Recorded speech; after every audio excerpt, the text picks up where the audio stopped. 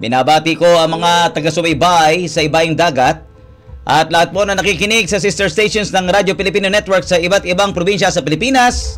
Tayo ay napapanood ng high definition at live sa YouTube channel. Ganon din sa Channel 100 ng Converge Cable TV System sa buong Luzon. At yan po naman sa RTV Tarlac Channel 26. Ito po si Willie Perez ngayong November 22, 2025. Narito ang mga tampok na kaalaman. Mga lalaki, mas delikado daw tama ng stroke kung kaya't dobling haba ng exercise ang kailangan. Ayon po yan sa mga eksperto. Sa Science and Technology, saan may kakaibang klase ng tulay na mukhang dragon, anong halaman ang tinatawag na berries pero hindi naman botanically na ituturing na berry? Sa ating pong trivia, sino ang aktor na grabing takot ang nadama ng sumabog ang makina o engine ng sinasakyang eroplano? Subalit, ang ibang pasahero, deadma at cool lamang. Anong libro naman ang nagawa at bumenta ng milyon-milyong kopya dahilan lamang sa pinagtatalunan tungkol sa pinakamatulin lumipad na ibon sa mundo? Sa tips to remember, paano ba maging impressive o hahangaan ka agad sa day 1 pa lamang ng meet o date mo sa kursunadang babae? Sa history, saan at kailan nagkaroon ng batas na ang halaga ng ipinapato na buwis ay depende po sa dami ng bintana sa bahay ng nakatira? Sa paying teacher, sino ang nangutang na hindi po nagbabayad pero panayang gala at pagtambay sa casino? Professor on Air. Professor on Air. Mga kabahagi, mga kaibigan, mas mahabang ehersisyo ang kailangang gawin ng kalalakihan kumpara sa mga babae kung ayaw po na mabiktima ng stroke. Ayon po sa pag-aaral na nalathala sa Nature Cardiovascular Research, 75 hanggang 150 minutes ng puspusang physical activity ang dapat atupagin ng kalalakihan kada linggo. Batay po yan sa rekomendasyon ng World Health Organization.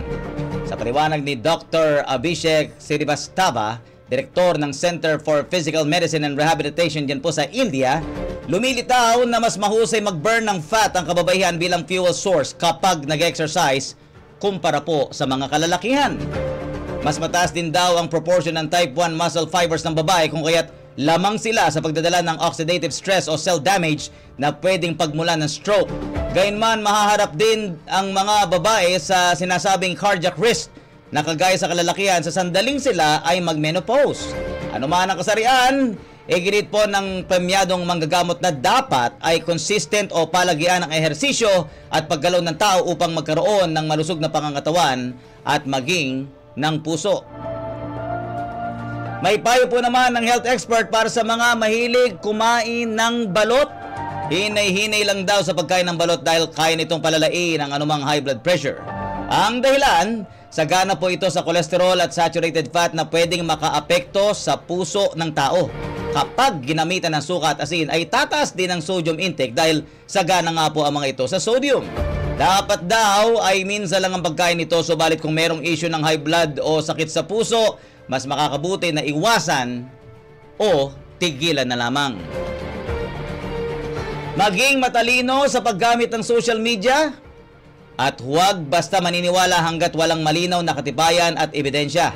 Ito po mga kaibigan ang buod sa naging pahayag ng Professor on Air na naging isa sa technical speakers sa katatapos sa 35th National Conference ng COMEP, Council of Management Educators and Professionals in the Philippines.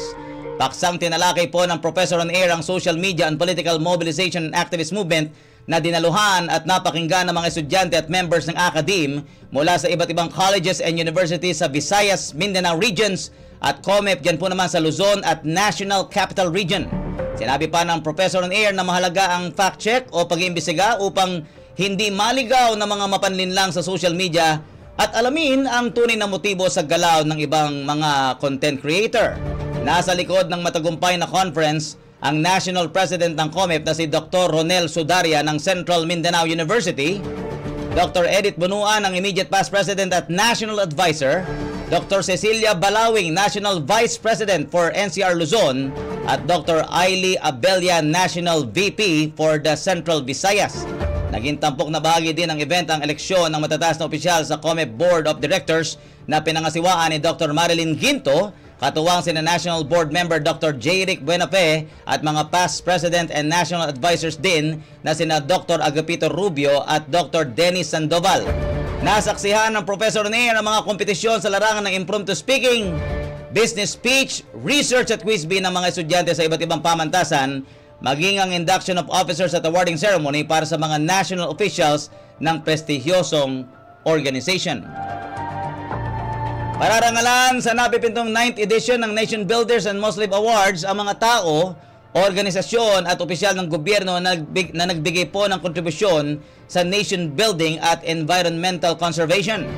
Ayon kay Kenneth Prieto Rosete, President at CEO ng Sustainability Standards Incorporated, idadaos po ang mahalagang event sa November 27, 2025 sa Grand Ballroom ng Okada, Manila.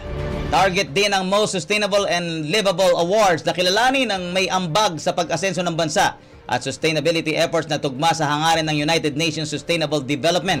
Naniniwala po si Prieto na ang pagpapahalaga sa hakbang at kontribusyon ng bawat isa ay magbibigay ng inspirasyon sa iba upang sundan at tularan ng kadakilaan ng ilang katangi-tanging tao sa ating po namang bansa at lipunan.